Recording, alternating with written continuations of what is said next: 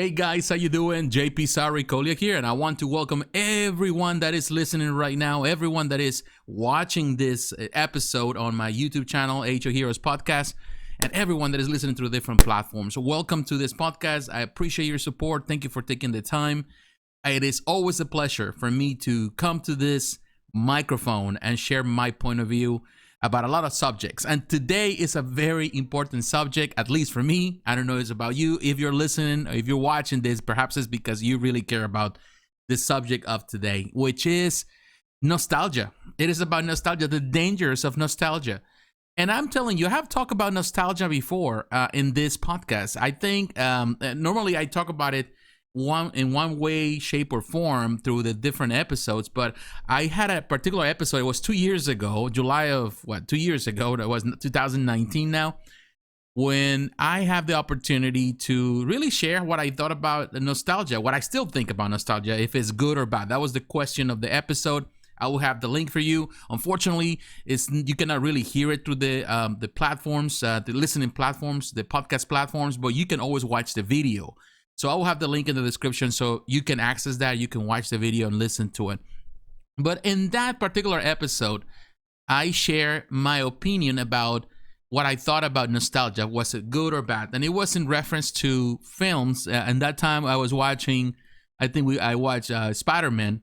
And also we got the Star Wars films and The Last Jedi and all of that. So there was a lot of backlash because of some of these films. Of course, there was a lot of people complaining about it, and we use a lot of examples. You can listen to it, but we talk about the good of nostalgia and also talk about the bad. The question, of course, was if it was good or bad. And ultimately, I do feel that nostalgia, it is not necessarily good or bad. At the end of the day, it's how you take it, because nostalgia is just one thing. It is just the reason why we do a lot of things. In many ways, it's just the memories, the beautiful memories we have about something.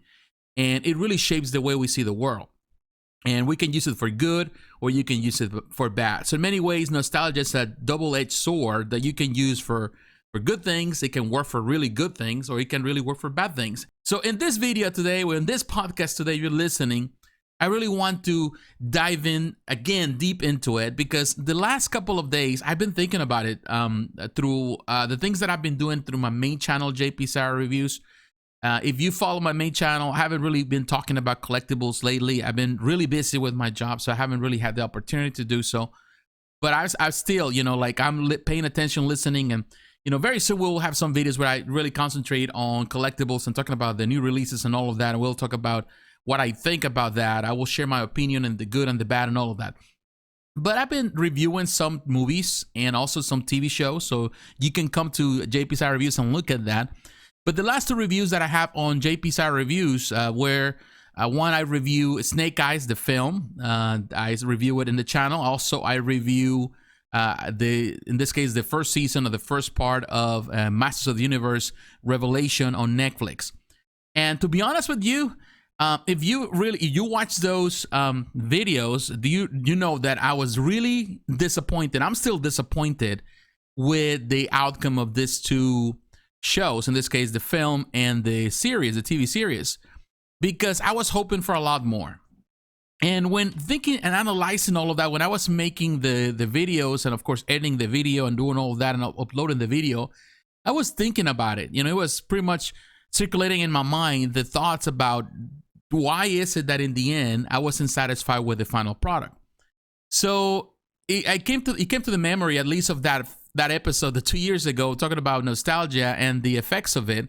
Now, I don't want to say with this that I want to change my mind about the reviews, because I'm going to stick to my word, in the sense that I stand to what I said. I still believe that this case, the film, Snake Eyes, and Masters of the Universe were disappointments, and big ones. I was totally disappointed. I'm still disappointed because I thought that it could have been a lot more than what it was given, at least what was promised.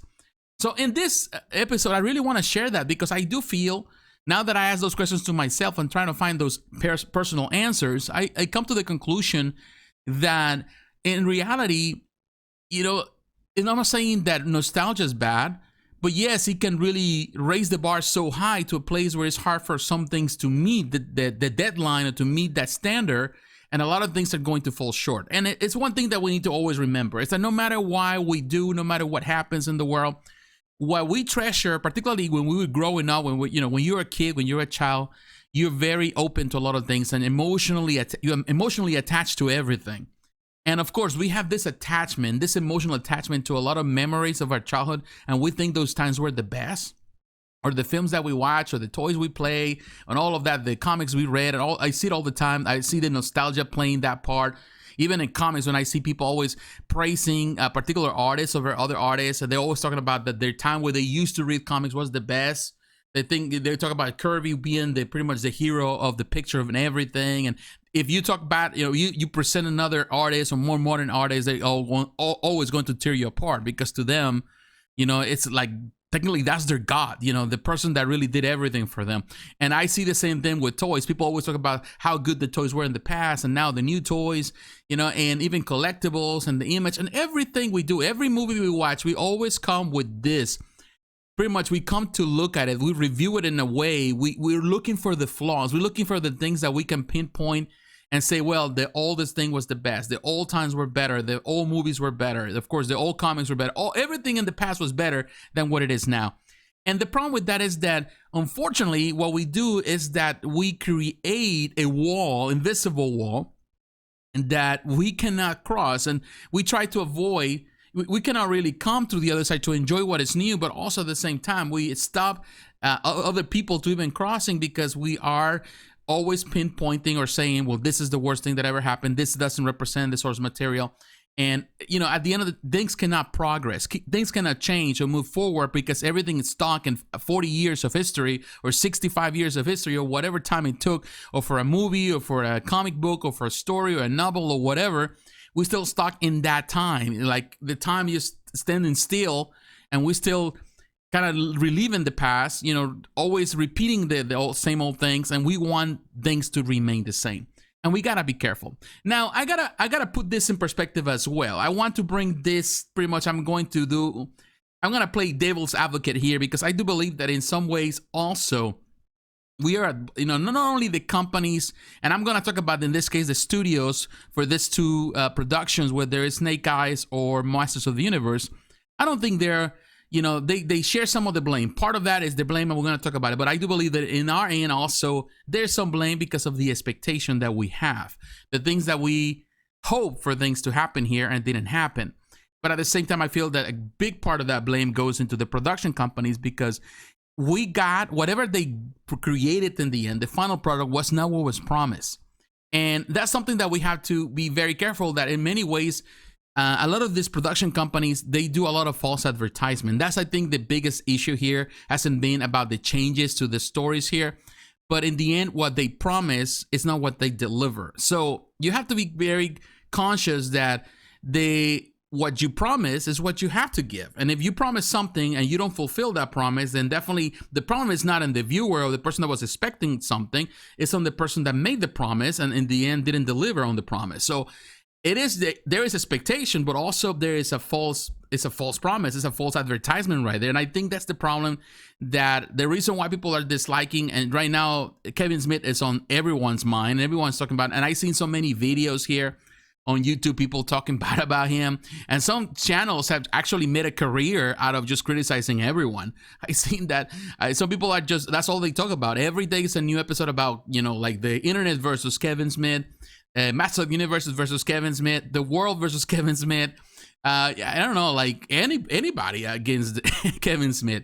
And at the same time, I don't want to go on that train, because to be honest with you, I don't think Kevin Smith is at blame here either. Well, there's a lot that he did that is wrong, and I'm telling you, I think he deserves some of that blame. But at the same time, I feel that there's a lot of involvement with the studios or what they're trying to do. But at the same time, I feel that, production companies, directors, and the companies, they want to try new things. Sometimes they want to just try new things, and sometimes they fail miserably, like it happened here, by trying to make some changes that are so abrupt that actually are not beneficial in the end, and they create this divide. Now, I'm telling you, and I'm going to start first with speaking in regards to Masters of the Universe, because I'm already in it and talking about the movie, or in this case, the series.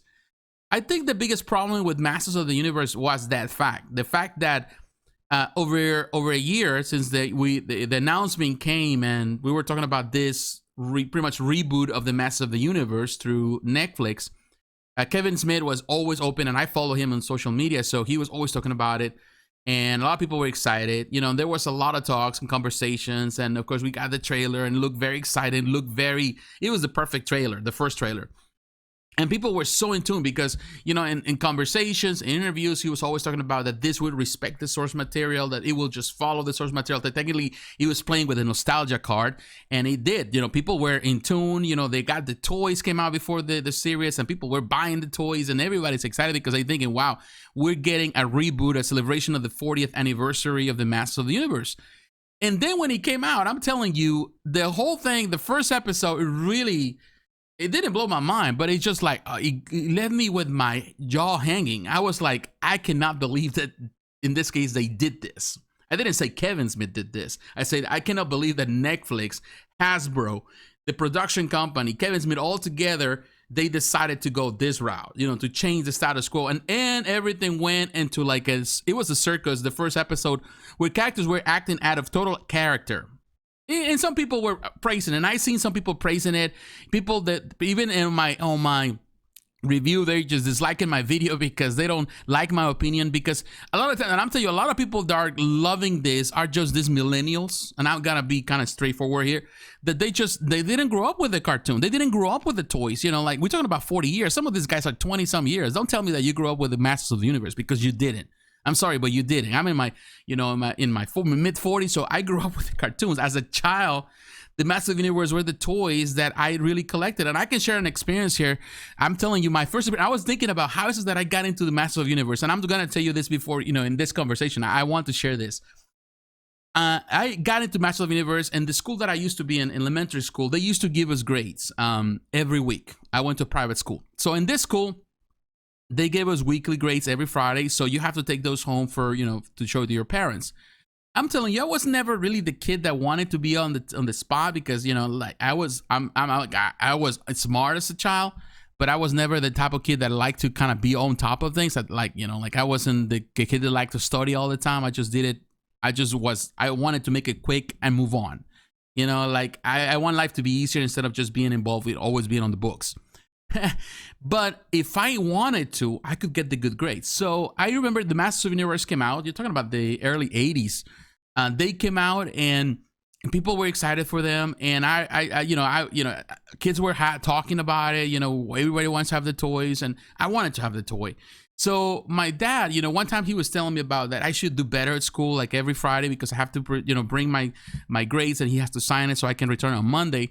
So I told my dad, I don't remember how it was, but I know that I made an agreement with my dad. I says, well, Dad, and I was just a child, I was a kid. And I tell my dad, if I bring good grades, if I'm the first in the class, because in my class, of course, they grade you, and you have the honor roll, the ones that were the top grades. So the person that wins the first place is the one that gets all the applauses in the classroom, all of that. You know how that. So I told my dad, if I get the first place, would you give me a toy? You would buy me a toy. Will you take me to the toy store? Because I was talking too much about the toys, and my daddy said, well, you have to wait till your birthday or Christmas. And I said, well, will you give me the toy? And my dad said, I'll give you the toy if you give me first grades. I think now that my dad was thinking that it's not gonna happen, So I say whatever, as long as he gives me good grades or better grades. So I told my dad, if I get first place next week, then you take me to the toy store. And my dad agreed. So this is what happened. I did it. So I was got the first place on my grades. Everybody applauded me. I came home. It was my mom was happy, and my dad, well, he had to fulfill his word, and he took me that afternoon when I came on a Friday. He took me to the toy store, which was a couple blocks from the house, and we walked there. And when we got there, the first thing I see is Masters of the Universe. There was a wall full of Masters of the Universe, but my dad says, you're only taking one. So I was looking through all of them. I was like, man, which one I'm gonna get? And the one I grabbed was the one, actually was Triclops, because I saw it in Triclops and he looked so cool. And I love Triclops, and I got it. And I came home, and man, I love that toy. That was my first Master of the Universe. To this day, Triclops has always been my favorite character, just because the cool design on the toy, with the long sword and all that, and changing the eyes and all that cool, and the visor. That was the coolest thing. And of course, over time, my dad, like that Christmas came, And the season, and my dad took us to like a big toy store, and pretty much they bought us almost the entire collection of everything that was for sale at the time. And another thing that I want to point out, that I was like the villains for some reason, and my brother also, because to be honest, you remember Masters of the Universe, the villains were the coolest toys. They're cooler than the heroes. And I want Skeletor, I wanted all of them. And my brother also was a year younger than I. He's like, oh, I want that too. And I convinced him that actually, I told my brother, well, actually the villains are the worst and the heroes are the best. So actually you're getting the best toys and I'm getting the worst. So I'm doing you a favor as my brother because you're my youngest brother. And I'm just going to keep the bad guys to kind of save you the trouble. And you're going to have the coolest kids, which are the good guys. And my brother, he was, I don't know, it was a year younger than I. He was not the sharpest pencil. So he swallowed that. I'm sorry if he's listening. I'm not trying to offend, but he swallowed that lie. And I kept he kept the good guys. He was playing with the heroes and I'm playing with the bad guys because I love Skeletor and I love the design. So, but I'm telling you that I just want to give this just for, I would say, for context of what we're talking about here. I wanted to share it, I suppose. But the thing is this, it happened like that. And I have this. I grew up with these toys. To me, it's like, the cartoons were my favorite cartoons back in the 80s. I love the Masters of the Universe. To me, that was the big part of my childhood.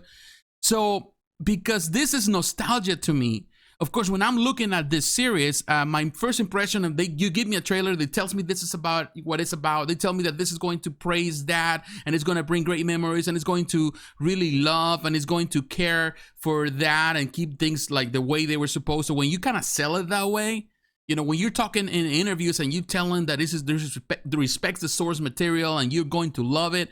So I'm in my mind, I'm thinking this is a reboot, but it's a good reboot. It's done right. And when I come here and the storyline is completely off, then I'm totally disappointed. And the guys that are telling me, oh, you shouldn't be disappointed because, it's a new story and we have to be woke about it, because everything is woke now. And, you have to make it, accept it, the world we live in. And this is for the new generation. I'm sorry, but that's not what they were trying to do.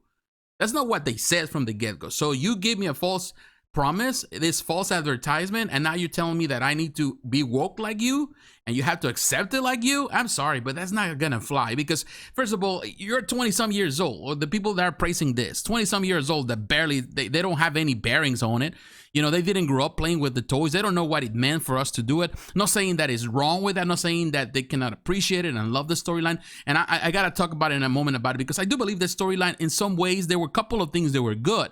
I would say I would love the story. The story wasn't bad per se. It's the fact that it was not representative of what Masters of the Universe is, or it has been for the past 40 years.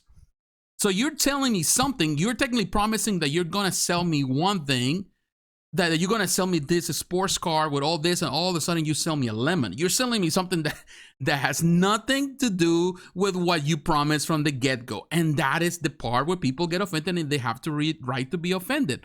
I'm not saying that you don't like it. I don't say that they were trying to do new things. And maybe nostalgia is playing nostalgia is playing the big part here. But it's because in the end, the company came and promised something, in this case the studio, and they didn't fulfill the promise. That's the thing. And the problem too, I will tell you, because I'm talking about nostalgia here, is that we're hoping for something, and in this case, the studio tries to change things out, trying to deviate from that, and ultimately, people are not going to accept it. Why? Because nostalgia gets in the way. And yeah, that could be bad. And yes, I could say, yeah, they're right on that. But at the same time, I'm not going to blame nostalgia. I'm not going to blame people for being nostalgic about something.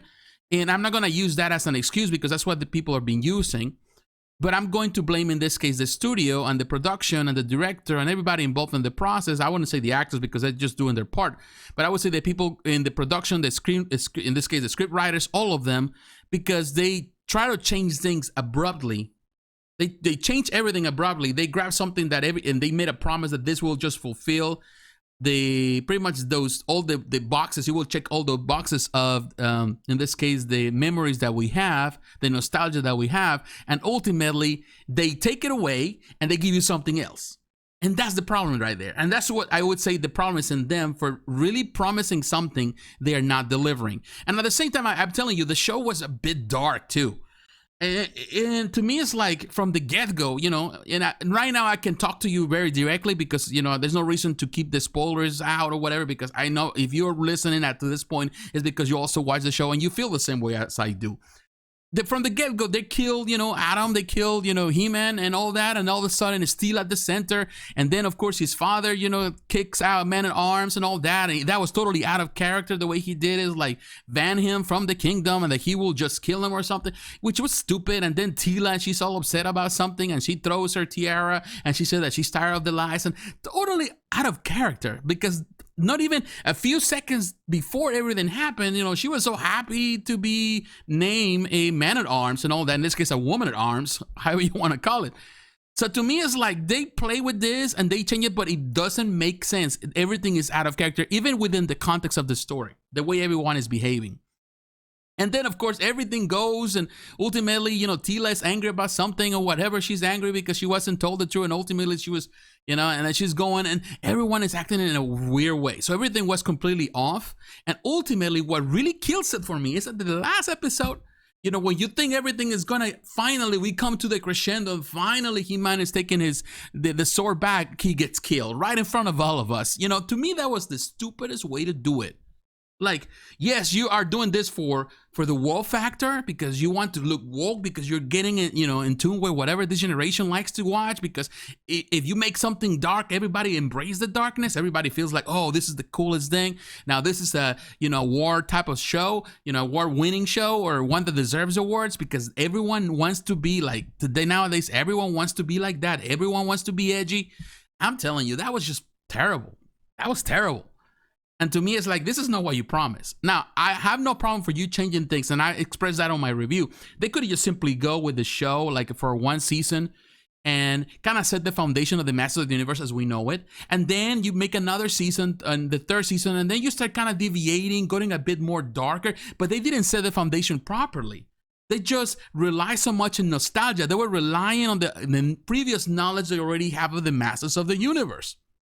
And what they did is whatever they took, all the stuff that we already knew, all the ideas that we already have, it took them from you, and pretty much they tear it apart and they say, well, this doesn't work anymore, so I'm going to give you something better, which is something that actually it is even worse. But that's the mentality, because they think, now I'm giving you something, now I'm giving you something that is mature for your age. But at the same time, they're selling the toys for the children. At the same time, they're trying to promote this as a family-friendly type of show by killing the main character and by making everything woke. And I'm telling you, that's just the way it was. And I feel like you are trying to promote, you're trying to bring the people that grew up watching this to watch it. And also they are bringing their kids to, for the kids to watch it, because they're buying the toys and they're excited with the toys. They want to watch the cartoon. And now you give them something that is completely off of what you promised from the get-go. So that's a big deal. And it has nothing to do with nostalgia in itself. The danger of nostalgia has nothing to do really with nostalgia. It has to do with the people that utilize nostalgia. They take advantage of it in order to sell you a product that is not even the right product, or is not even what is in the picture. Like when you buy something and it looks so beautiful in the picture, and when you get it and you open it, it doesn't look anything like it was on the picture, on the catalog. It is what it was. It is what it is. That's what it was here. And we kind of sugarcoat it what it was. Now, we're talking about Snake Eyes, for example. Snake Eyes has the same situation happening, but on the opposite way. Now, from the get-go, from the trailer, they're trying to present that this will be a more darker version of Snake Eyes, because, of course, they're concentrating on the character, and that's what they should have done with Teela. If they would have done that with Teela, if they would have said from the get-go that Teela would have her own solo show and they would have go in a darker way, I would accept it. I would be fine with it, because it's a solo story. It's an origin story, or an introduction story, or a separate story that it works within the context. But that's not what they promised. But with Snake Eyes, because they concentrated on that, it's not like whole G.I. Joe stuff. So they want to go on that. So they were promising from the trailers. From the moment that we saw the trailers, we saw a more edgier, darker Snake Eyes. And I'm telling you, it works with that, because as always, if you have always watched the original cartoons and played the toys, you know that Snake Eyes always been the quiet ninja, the one that is also going solo missions, the one that he has it kind of walking on the edge, because of course his nemesis, of course, is Storm Shadow, So of course there is this, and ninjas are ninjas. Ninjas are not like playing, with little wooden katanas. They're playing with real katanas, So there is blood. Ninjas are killers. They're trained assassins. So ultimately, it makes sense to go on that route to make it darker.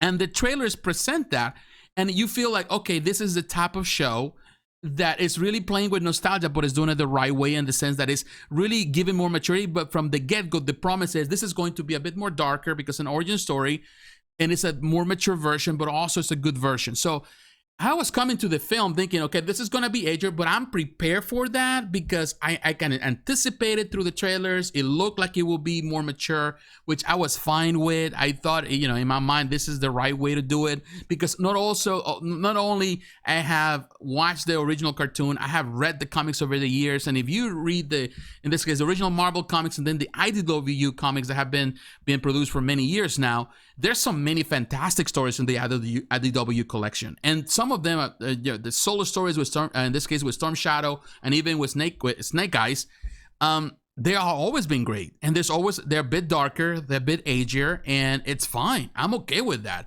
because there's so many stories in the IDW collection that can be translated into film. So in my mind, I'm thinking they're taking some of that inspiration and injecting it into the series. So in my mind, that's the perfect combination. I'm going for it. I'm ready to go. So I go with my wife, and at first you felt like, okay, this is kind of going the right way, because initially it starts pretty good. You start seeing things unfolding in a way, okay, I can see that. Now there's some fights. Of course, the shaky camera was horrible, but at least I'm saying, okay, this is going in the right direction. Then it going into the more ninja information, like he's part of this clan and all of that. So that was cool, and I was like, this is going cool. But the movie, as it was progressing, it was moving forward till the end. I felt like everything was coming back into a more simplistic storytelling. It's like they were trying to go so edgy, but at the last minute, ready to jump, they decide not to jump, and they decide to go back to what was normal and what was pretty much very familiar, which is the cartoony style of the G.I. Joe. And ultimately, the film felt very cheesy. I feel like, okay, now we're coming to the end, and now this reminds me of the cartoon, but now it's live action. It reminds me of the cartoon, in this case, the classic clean cartoon.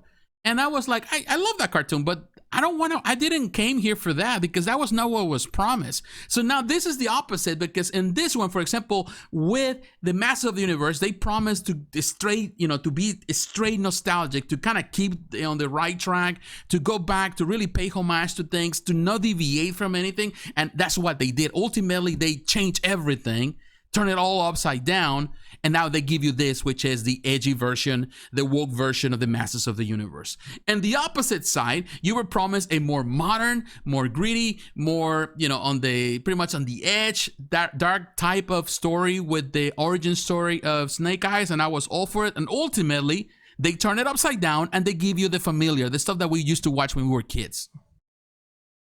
And I was like, really? It's like these are two opposites. One, they're both working in nostalgia, but one is so afraid, Snake Eyes is so afraid to try something new, and at the same time, it fails when, going into the familiar.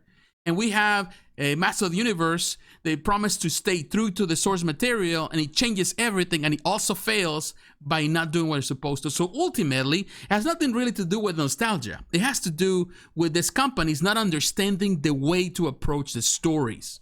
And that's what it is. In the end, that's what it is.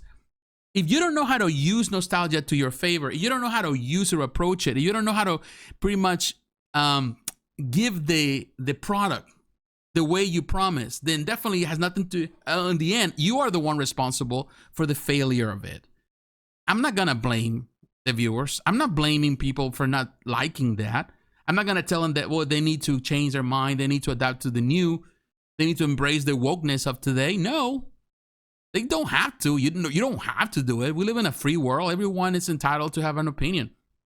At the same time, I'm okay with change. I am okay with change. But I want for studios and for these companies to really stay, true to their own convictions, in the sense that if you want to make something different, then do it differently. But don't advertise it as something that is pure. Don't advertise it, oh, this is the real deal. And they try to tell people, oh, that is, this is the way the world is and you need to accept it, because that's not the case. This is, for example, like I will tell you, even with comics. One thing I always love about Marvel Comics, because we always have the what if stories. What if stories, like even DC has the Elseworld stories. There's stories that happen that, somebody has an idea. Oh, let's make this, what would happen? And we have the what if show coming very soon on Disney Plus. I'm looking forward to it. But I'm telling you, it is about what would happen in a world where everything changes. And I'm okay with that, because from the get-go, they're telling you that it's a what if story. You're promised that this is not the true thing. This is a totally different variation or version of it, an alternate reality. And you accept it for what it is, because you were already promised, you came with the expectation that you're getting something totally different. That's not what happened with Masters of the Universe. When you came to watch it, you were never told that. You were told from the get-go, you're going to get something familiar, something that really pays homage to the classic and loves the classic, and it makes you embrace the classic.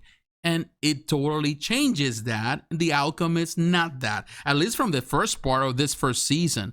And with Snake Eyes, you promise something is going to change. It's going to make it darker, but it's for the people that really love this version.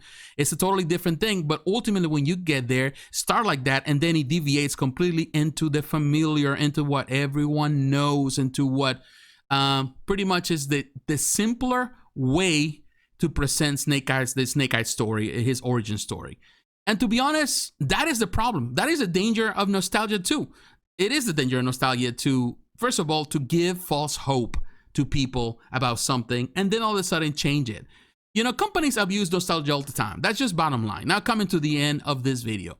They use it for their own advantage to sell a product. Like you can see in the back of my, here on this bookcase in the back, I have a lot of books. I have them for nostalgic reasons. A lot of stories that I read when growing up. Some of them I was older, but I was reading, and I love the stories. And I buy them because they bring good memories. The statues that I have there up there, you can see them, is because I have nostalgic attachment to a lot of the superheroes. Everything we do has nostalgia. The reason I watch these films is because I have nostalgia. Because I remember growing up playing these toys or knowing about the story. So I love these new versions. I love that. I like change too. I'm okay with that. But at the same time, I want to be prepared. I want for studios to let me know, hey, this is going to be a different version. This is going to be an alternate reality of that. Are you okay with that? And I would say, yeah, I'm okay with that. But they understand if they tell you from the get-go they're going to change everything, the status quo, they know that a lot of people are going to do it's going to be a backlash. So what they do is that they don't tell you. And to me, that's just disingenuous. That's not honest. And companies need to be honest with their products. They need to, understand the mindset of the people. What is the reason why people pretty much circulate around this? I have no problem with a new variation of Masters of the Universe. I have no problem with that. I'm telling you, I have no problem with that. If this is what it was, I'm told from the get-go, hey, this Masters of the Universe is going to be very different. It's going to change things. Be prepared, beware, because it's going to change things. At the same time, some people were arguing, saying, well, in this case, you're taking the power out of the creators. In some ways, yes. But let's not lose focus on this. That the writers here, they did not create Masters of the Universe. They are people that grew up like us reading those stories. So you have to honor the work of the people that actually did the creation of Masters of the Universe. And they created and introduced these stories really to reach out to children. And to create the toy lines. That was the reason why they created everything. And of course, everything went alongside it. So ultimately, you have to respect the source material. You have to respect it in one way or another. Yes, you can make changes, but you have to let people know ahead of time, hey, this is going to be a variation of it. And we're going to make some changes. Be prepared with that. And when you have in those trailers should represent that, instead of just having trailers and posters where you see He-Man at the center, but when you watch the series, he's not the center of the story. So why is it that he is portrayed as the center one? So technically, you're telling me that this is what's going to happen, but ultimately it doesn't happen that way. It is a lie. It is switch and bait. You're switching and baiting me all around the corner. You're going to, you tell me one thing and you give me zero. You give me peanuts of what you promised. That is bad. That is bad business.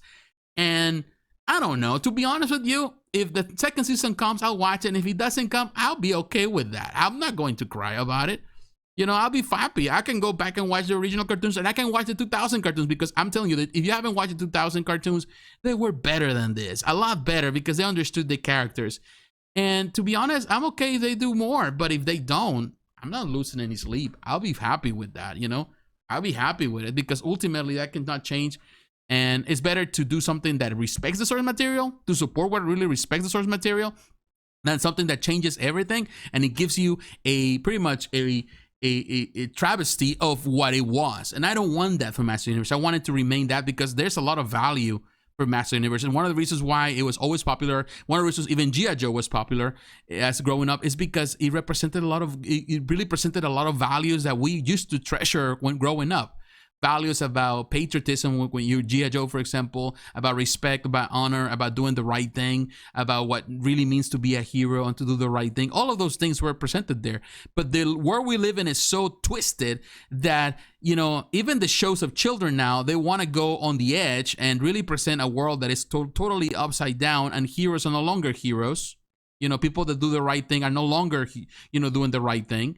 You know, the world is always complicated, but you want to still hope on children. You want to still hope on people. And ultimately, this shows, you know, they bring families also together. And if I'm coming, you know, my daughter's gone, but I have my nephew. If I wanted him to watch the show, I wanted to enjoy it and to see the reason why it really is, you know, it was an important part of my me growing up. Because it really was there also giving me good messages that I want him also to take, particularly in these dark times we live in, where there's a lot of stuff going on in the world that is so messed up. And definitely children are the ones that suffer the most, the consequences of the adults' crazy world, crazy worldviews. So I think, and that one was a failure. It was, the two things were a failure. The movie was a failure. Snake Eyes was a failure because of it. And definitely Master Universe was a failure for me. And I'm telling you, nostalgia is not good or bad. It's a double-edged sword, and ultimately it's all about expectation, and also it's all about how you do your advertisement. And if you don't really fulfill the promise, then you really are just lying. You're giving false advertisement. But what is your opinion, my friends? What do you think about today's episode? I know I got deep, maybe I got too personal, but I'm telling you, it's like the disappointment is there. I'm still gonna try to support it. I hope that the second season is better. And I hope if they produce another G.I. Joe film, it's better, another origin story. I don't know who's going to be next.